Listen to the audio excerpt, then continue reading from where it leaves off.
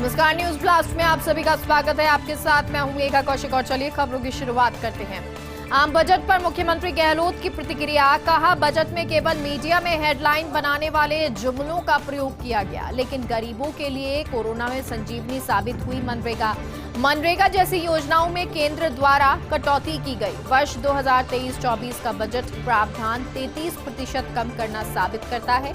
ये बजट गरीब, भूमिहीन, किसान और आमजन विरोधी है। बजट में कृषि और कृषक कल्याण से संबंधित बहुत सारी थोथी घोषणाएं की गई हैं, लेकिन कृषि एवं कृषक कल्याण मंत्रालय के बजट में पिछले वर्ष से लगभग 6% का कम राशि का प्रावधान किया है और इसी प्रकार यूरिया सब्सिडी मद में गत वर्ष की तुलना में 15% की उल्लेखनीय कमी कर दी गई है। केंद्र सरकार द्वारा शिक्षा, स्वास्थ्य, सामाजिक न्याय एवं महिला एवं बाल विकास जैसे महत्वपूर्ण क्षेत्रों की उपेक्षा करते हुए गत वर्षों की तुलना में इस बजट में नगण्य वृद्धि की गई है। देश विगत वर्षों से महंगाई से त्रस्त है।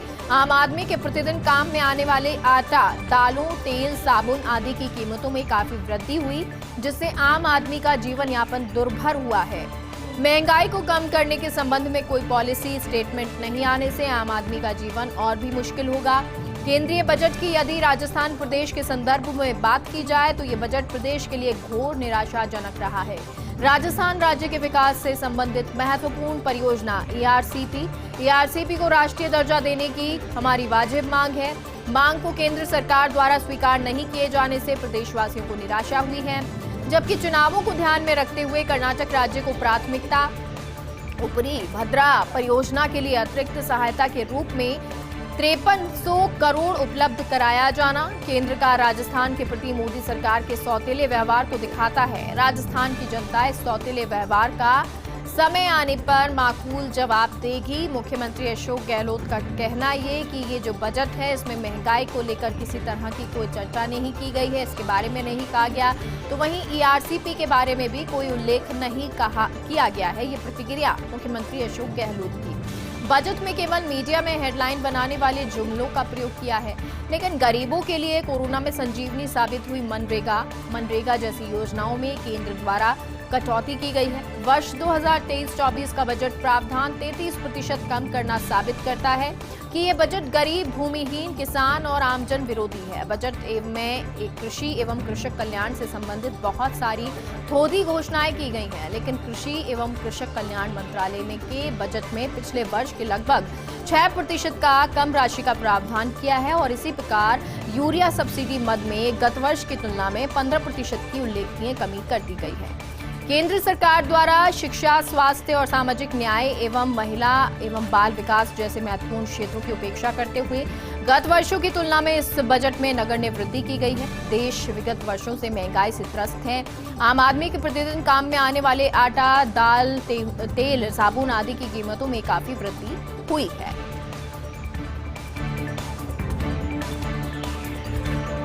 वित्त मंत्री निर्मला सीतारमण ने पेश किया देश का आम बजट। रक्षा क्षेत्र के लिए होने वाले खर्चों का भी ब्यौरा दिया। देश के रक्षा बजट में इस साल इजाफा हुआ है। इस साल 5.94 लाख करोड़ रुपए तय किया गया। रक्षा बजट 2022-23 के 5.25 लाख करोड़ के बजट से 12.95% ज्यादा है। पूंजीगत व्यय के लिए कुल 1.62 लाख करोड़ रुपए अलग रखे गए हैं। इनमें नए हथियार, विमान, युद्धपोत और अन्य साजो सामान की खरीद की जाएगी। तो वित्त मंत्री निर्मला सीतारमण ने देश का आम बजट पेश किया और रक्षा क्षेत्र के लिए होने वाले खर्चों का भी ब्यौरा दिया है।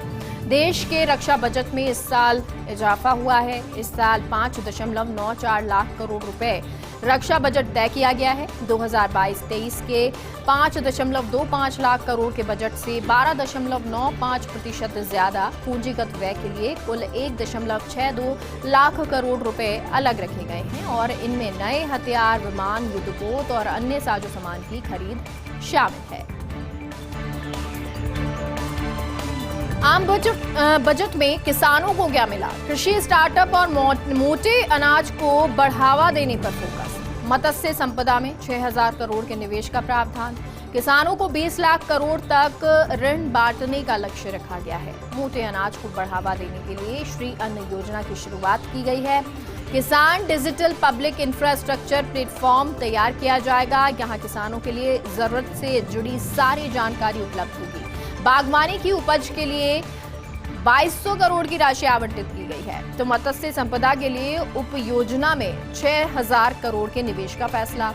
अगले 3 वर्षों में 1 करोड़ किसानों को प्राकृतिक खेती अपनाने के लिए मदद मुहैया कराएगी। तो देश में 10,000 जैव इनपुट संसाधन केंद्र स्थापित किए जाएंगे। वैकल्पिक उर्वरकों को बढ़ावा देने के लिए पीएम प्रणाम योजना की शुरुआत। गोवर्धन स्कीम के तहत 500 नए संयंत्रों की स्थापना की जाएगी। तो 500 नए संयंत्रों की स्थापना की जाएगी। और इसी के साथ साथ किसानों की बात कर रहे हैं। किसानों के लिए कृषि स्टार्टअप और मोटे अनाज को बढ़ावा देने पर फोकस किया गया है। मत्स्य संपदा में 6000 करोड़ के निवेश का प्रावधान। किसानों को 20 लाख करोड़ तक ऋण बांटने का लक्ष्य रखा गया है। मोटे अनाज को बढ़ावा देने के लिए श्री अन्न योजना की शुरुआत की गई है। किसान डिजिटल पब्लिक इंफ्रास्ट्रक्चर प्लेटफॉर्म तैयार किया जाएगा। यहां किसानों के लिए जरूरत से जुड़ी सारी जानकारी उपलब्ध होगी। बागवानी की उपज के लिए 2200 करोड़ की राशि आवंटित की गई है। मत्स्य संपदा की नई उपयोजना में 6000 करोड़ के निवेश का फैसला है। अगले 3 वर्षों में 1 करोड़ किसानों को प्राकृतिक खेती अपनाने के लिए मदद मुहैया कराई जाएगी। केंद्रीय अप्रत्यक्ष कर और सीमा शुल्क बोर्ड से खबर। आलोक शुक्ला को सदस्य का अतिरिक्त प्रभार दिया गया है। संगीता शर्मा की सेवानिवृत्ति के बाद ये अतिरिक्त प्रभार सौंपा गया। वर्तमान में सीबीआईसी में सदस्य हैं और आलोक शुक्ला कथित तौर पर कुछ महीने तक उनकी ये व्यवस्था रहेगी। तदर्थ ये व्यवस्था क्योंकि वित्त मंत्रालय को लग सकता है अगला सदस्य बनाने में समय, और इसलिए केंद्रीय अप्रत्यक्ष कर और सीमा शुल्क बोर्ड से ये खबर। आलोक शुक्ला को सदस्य का अतिरिक्त प्रभार दिया गया है। संगीता शर्मा की सेवानिवृत्ति के बाद अतिरिक्त प्रभार सौंपा गया है। वर्तमान में सीबीआईसी के सदस्य के रूप में आलोक शुक्ला कार्यरत हैं। कथित तौर पर कुछ महीने तक ये तदर्थ व्यवस्था रहेगी क्योंकि वित्त मंत्रालय को अगला सदस्य बनाने में समय लग सकता है। फसल खराबे को लेकर गहलोत सरकार संवेदनशील। सीएस ने गिरदावरी रिपोर्ट देने के लिए 1 हफ्ते का समय दिया है। उन्होंने पूरी संवेदनशीलता के साथ काम पूरा करने के निर्देश दिए ताकि किसानों के नुकसान की भरपाई हो सके। इस बारे में 17 जनवरी को राजस्व विभाग ने निर्देश भी जारी किए। सीएस के आदेश अनुसार अधिकारियों को तत्काल कार्रवाई करने के निर्देश दिए हैं। फसल खराबे का सही आकलन सुनिश्चित करने के निर्देश दिए गए हैं। तो गिरदावरी का समय दिया गया है। फसल खराबे को लेकर गहलोत सरकार संवेदनशील है। सीएस ने गिरदावरी रिपोर्ट देने के लिए 1 हफ्ते का समय दिया है। उन्होंने पूरी संवेदनशीलता के साथ काम करने के निर्देश दिए ताकि किसानों के नुकसान की भरपाई हो सके। इस बारे में 17 जनवरी को राजस्व विभाग ने निर्देश भी जारी किए। सीएस के आदेश अनुसार अधिकारियों को तत्काल कार्रवाई के निर्देश दिए हैं और फसल खराबे का सही आकलन सुनिश्चित करने के निर्देश दिए। राज्य में 4 वर्ष में फसल बीमा पॉलिसी धारकों को क्लेम वितरित। 1 करोड़ 72 लाख किसानों को 18,470 करोड़ रुपए क्लेम वितरित किए गए।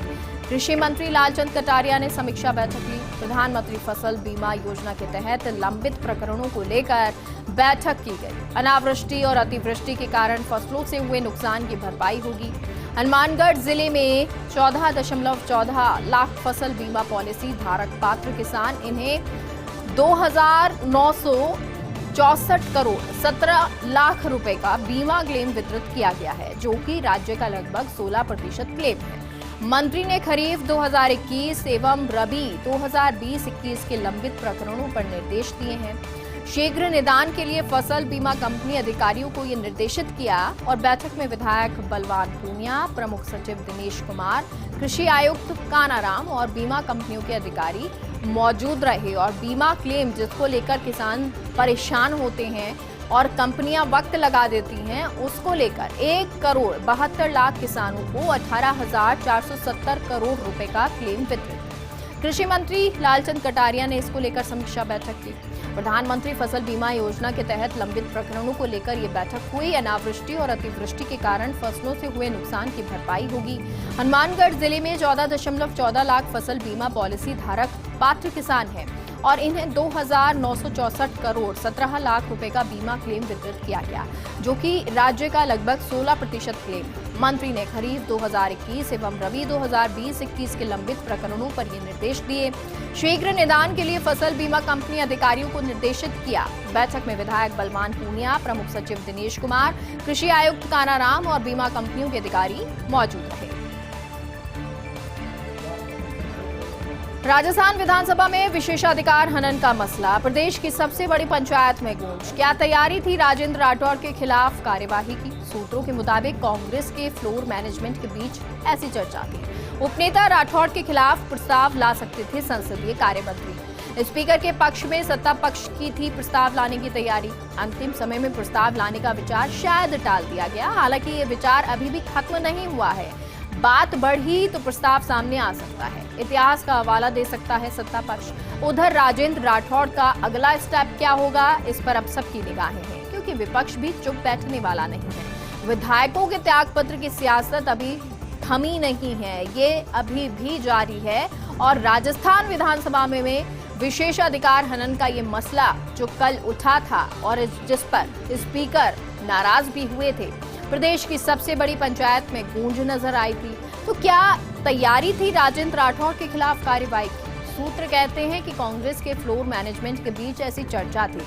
उपनेता राजेंद्र राठौड़ के खिलाफ प्रस्ताव संसदीय कार्य मंत्री ला सकते थे। स्पीकर के पक्ष में सत्ता पक्ष की ओर से प्रस्ताव लाने की तैयारी थी और अंतिम समय में प्रस्ताव का विचार शायद टाल दिया गया, लेकिन ये विचार अभी खत्म नहीं हुआ है। बात बढ़ती है तो प्रस्ताव लाना हो सकता है। इतिहास का हवाला दे सकता है सत्ता पक्ष। उधर राजेंद्र राठौड़ का अगला स्टेप क्या होगा, इस बारे में सबकी निगाहें हैं, क्योंकि विपक्ष भी चुप बैठने वाला नहीं है। विधायकों के त्यागपत्र की सियासत अभी थमी नहीं है। गुमशुदा बच्चों को दस्तयाब करने के लिए डीजीपी उमेश मिश्रा का बड़ा फैसला। गुमशुदा बच्चों को दस्तयाब करने पर कांस्टेबल से लेकर एएसआई को मिलेगी गैलेंट्री प्रमोशन। 1 वर्ष की अवधि में 14 वर्ष से कम आयु के 25 बच्चों सहित 18 साल से कम उम्र के 60 बच्चे दस्तयाब करने पर पदोन्नति मिलेगी।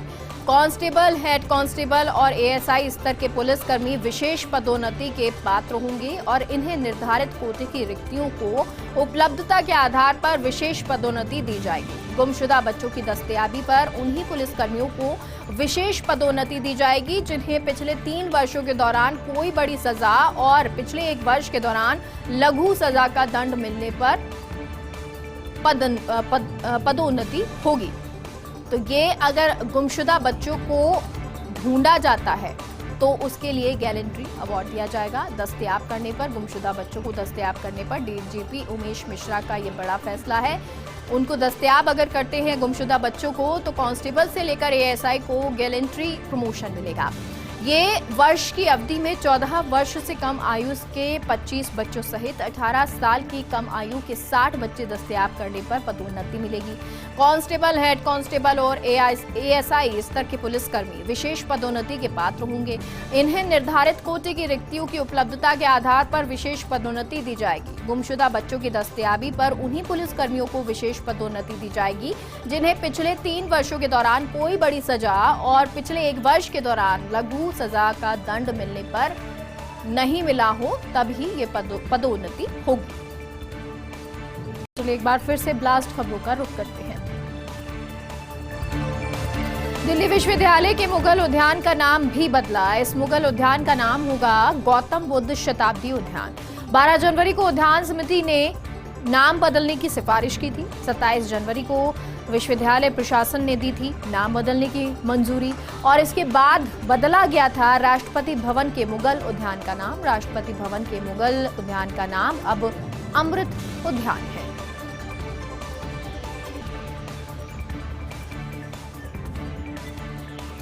आईआईटी बॉम्बे के निदेशक को राष्ट्रीय जनजाति आयोग का नोटिस। संस्थान में SC/ST विद्यार्थियों के लिए मेंटल हेल्थ सपोर्ट नहीं। आईआईटी बॉम्बे के एक छात्र ने की थी जनजाति आयोग से शिकायत। स्टूडेंट वेलनेस सेंटर में SC/ST काउंसलर की नियुक्ति नहीं है। हेड काउंसलर खुलेआम करते हैं आरक्षण के खिलाफ बातें। आईआईटी बॉम्बे के निदेशक सुभाष चौधरी को आयोग ने नोटिस भेजा और इस मामले में क्या कार्रवाई हुई, 3 दिन में जवाब मांगा है। समय पर जवाब नहीं मिला तो समन भेजने की कार्रवाई होगी। क्योंकि अभी तो नोटिस भेजकर जवाब मांगा गया है। आईआईटी बॉम्बे के निदेशक को राष्ट्रीय जनजाति आयोग का नोटिस है। संस्थान में एससी/एसटी विद्यार्थियों के लिए मेंटल हेल्थ सपोर्ट नहीं है। आईआईटी बॉम्बे के एक छात्र ने जनजाति आयोग से शिकायत की थी। स्टूडेंट वेलनेस सेंटर में एससी/एसटी काउंसलर की नियुक्ति नहीं है। हेड काउंसलर खुलेआम करते हैं आरक्षण के खिलाफ बातें और आईआईटी बॉम्बे के निदेशक सुभाष चौधरी को आयोग ने अब नोटिस भेजा है और इस मामले में क्या कार्रवाई हुई, 3 दिन में जवाब मांगा है। समय पर जवाब नहीं मिला तो समन भेजने की कार्रवाई होगी। आज से जयपुर एयरपोर्ट बना साइलेंट एयरपोर्ट। अब यात्रियों को उनकी उड़ान की सुरक्षा, जांच, बोर्डिंग से लेकर अन्य सभी तरह के अनाउंसमेंट नहीं सुनाई देंगे। अब सिर्फ यात्री सुरक्षा, आपातकाल की स्थिति, कोविड प्रोटोकॉल घोषणाएं ही तेज आवाज में हो सकेंगी। यात्रियों के लिए सभी तरह की जानकारी एलईडी स्क्रीन पर दिखेंगी। इसके लिए दर्जनों की संख्या में एयरपोर्ट पर एलईडी स्क्रीन उपलब्ध हैं और इन स्क्रीन पर यात्रा से संबंधित सभी तरह की जानकारी उपलब्ध होगी। ये स्क्रीन टर्मिनल के बाहर और अंदर चेक इन हॉल सुरक्षा क्षेत्र में लगी हुई है। एयरलाइंस यात्रियों को एसएमएस के माध्यम से समय में बदलाव की जानकारी देंगी। बैगेज डिलीवरी, बेल्ट आदि या किसी भी तरह के बदलाव की सूचना दे दी जाएगी। तो अब साइलेंट जोन हो गया है एयरपोर्ट। जयपुर एयरपोर्ट साइलेंट हो गया है। अब साइलेंट एयरपोर्ट, जहां यात्रियों को उनकी उड़ान की सुरक्षा, जांच, बोर्डिंग से लेकर अन्य सभी तरह के अनाउंसमेंट नहीं सुनाई देंगे। अब सिर्फ यात्री सुरक्षा, आपातकाल की स्थिति, कोविड प्रोटोकॉल घोषणाएं ही तेज आवाज में सुन सकेंगी। यात्रियों के लिए सभी तरह की जानकारी एलईडी स्क्रीन पर दिखाई देंगी। जवाई बांध से मई तक 38 गांवों को मिलेगा पानी।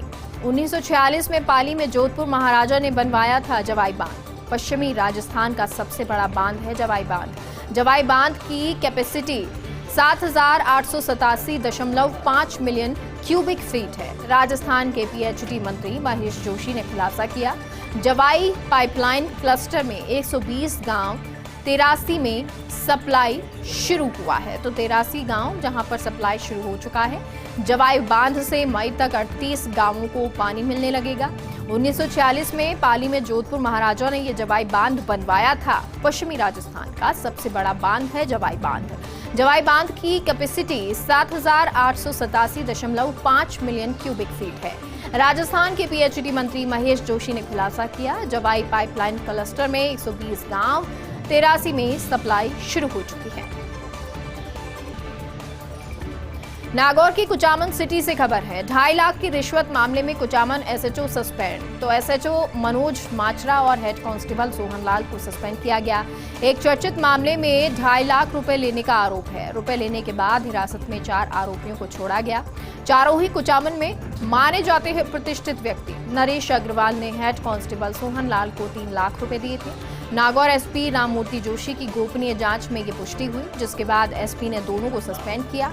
मामले में एक कड़ी ये है, हिरासत में रखे व्यक्ति से डील हुई। कुचामन सिटी थाने में दर्ज एक मुकदमे से जुड़ा हुआ मामला है। ब्रिटेन में वेतन बढ़ाने की मांग को लेकर कर्मचारियों की हड़ताल। शिक्षक, विश्वविद्यालय के व्याख्याता, ट्रेन और बस चालक, साथ ही सार्वजनिक क्षेत्र के कर्मचारी मांग को लेकर हड़ताल पर बैठ गए हैं। देश में पिछले 1 दशक में पहली बार पैदा हुआ इस तरह का मामला, इस तरह की स्थिति। इंग्लैंड और वेल्स में शिक्षकों ने कक्षाओं का बहिष्कार कर दिया है, जिससे 23,000 स्कूल प्रभावित हुए हैं। 85% स्कूलों के बंद रहने का अनुमान है। बुलेटिन में फिलहाल के लिए इतना ही। आप देखते रहिए फर्स्ट इंडिया न्यूज। नमस्कार।